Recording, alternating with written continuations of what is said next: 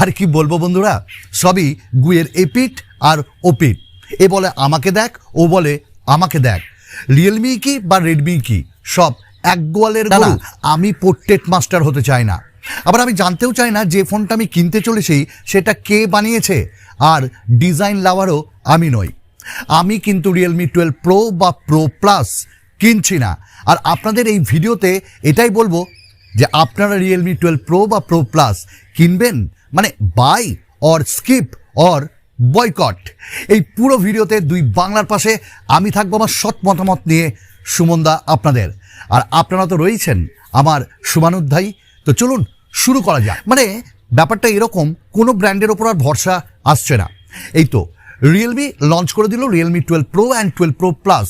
না, অনেক রিভিউ দেখেছেন, অনেক আনবক্সিংও দেখেছেন, তাদের জায়গা অনেক উপরে। আমি ছোট্ট একটা মশা, ছোট্ট একটা মানুষ। আমার কথাটাও একটু ভালোভাবে দেখে নিন বা শুনে নিন। আসলে রিয়েলমি 12 প্রো তার বেস ভ্যারিয়েন্ট 8GB 128GB, দাম ধরা হয়েছে 26,000। হ্যাঁ, ব্যাংকের ডিসকাউন্ট আছে, তবে সব নর্মাল মানুষের কাছে ব্যাংকের ওই কার্ড থাকে না বোধ হয়। আচ্ছা, রিয়েলমি 12 প্রো প্লাস সেটাও 8GB 128GB, যার দাম 30,000। আর যদি আপনি 128GBর জায়গায় 256GB নিতে চান, তাহলে সেটার দাম দাঁড়াবে 32,000। Realme 12 pro and 12 pro plus আমরা কেন নেব না, প্রথমে বলে দিই। দুটি স্মার্টফোনকে দেখানো হয়েছে লঞ্চে জাস্ট ক্যামেরা অ্যান্ড ডিজাইনের জন্য। হ্যাঁ, যারা ক্যামেরা লাভার আছো তাদের জন্য এই স্মার্টফোনটা একদম ওকে বস। তবুও এত দাম দিয়ে প্রশ্নটা আমি আপনাদের দিকে ছুড়ে দিলাম।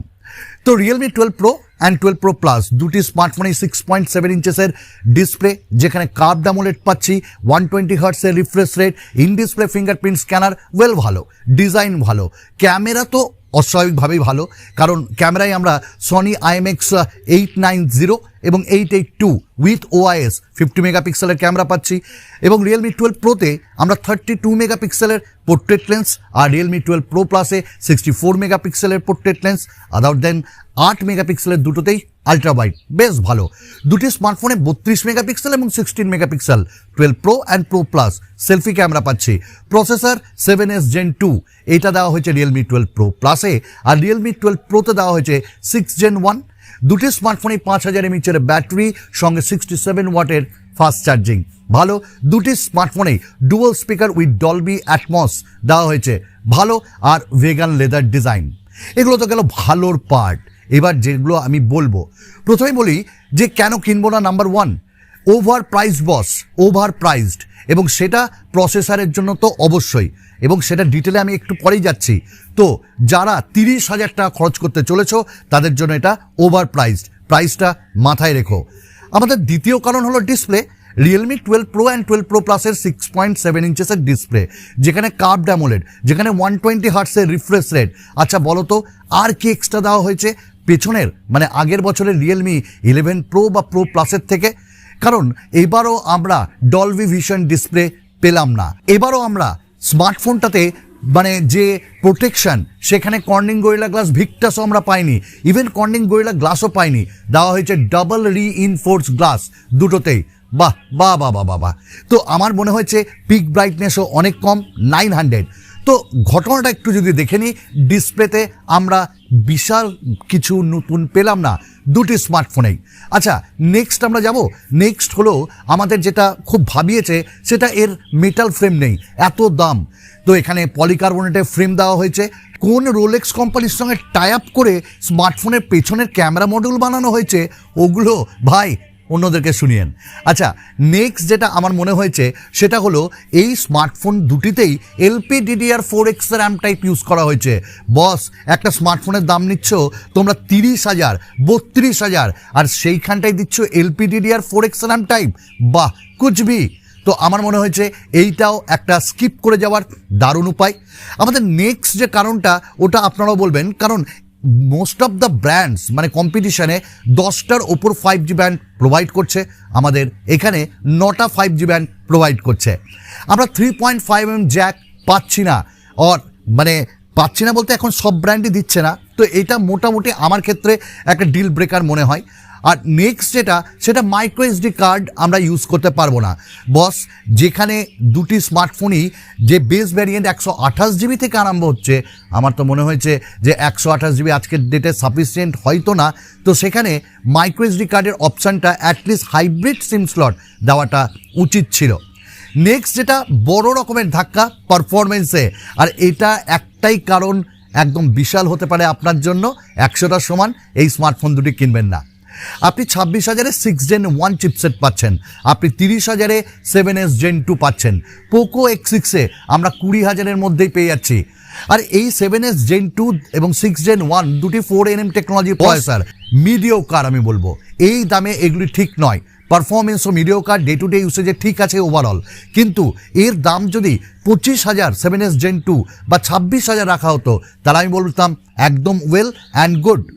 রিয়েলমি 12 Pro যার দাম আমার মনে হয়েছে 6 Gen 1-এর সঙ্গে 22,000 একদম পারফেক্ট। তো ভাই 26,000 আবার ওইদিকে 30,000 আমার মনে হয়েছে একটু বেশি হয়ে গেল না? তো পারফরমেন্সের জন্য, পারফরমার্সদের জন্য, গেমার্সদের জন্য এই স্মার্টফোনটা কিন্তু একদমই না।